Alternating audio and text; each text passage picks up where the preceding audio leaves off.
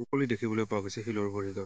কি ক'ব, এনেকুৱা দৃশ্য কিন্তু সহজে দেখিবলৈ পোৱা নাযায়। হয় হয়, আপুনি দেখিলেই অনুভৱ কৰিব কি এক নান্দনিক দৃশ্য, যে হাতী এটা বৃহৎ জাকৰ জলকিলি যি আমাৰ ইয়াত দেখিব পোৱা গৈছে।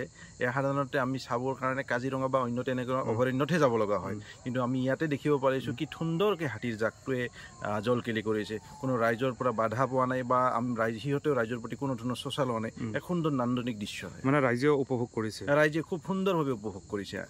সাধাৰণতে হাতীৰ কথা ক'লে গোৱালপাৰা জিলাখনৰ হাতী মানুহৰ সংঘাতৰ কাৰণে জড়িত ঘৰ ভঙাৰ পৰা আৰম্ভ কৰি ধান খেতি খোৱা, মানুহ মৰা, হাতী মৰা, এনেকুৱা ধৰণৰ খবৰবোৰ পাই থাকে। কিন্তু তাৰ মাজতে এই দৃশ্যই আচলতে কি ক'ব, মানুহৰ মনত অলপমান হাতী মানুহৰ সংঘাতৰ ৰোধ কৰাৰ ক্ষেত্ৰত। হাতী মানুহৰ সংঘাত এক আমাৰ পুৰণিকলীয়া সমস্যা। আজি এয়া নতুন সমস্যা নহয়, আমাক বহুত দিনৰ পৰা হাতী মানুহৰ সংঘাত আমাৰ ওপৰত চলি আছে। কিন্তু আমি বৰ্তমান এনেকুৱা এটা পৰিস্থিতি আহি পৰিছে যে হাতী আৰু মানুহৰ সহাৱস্থান খুব প্ৰয়োজনীয় হৈ পৰিছে।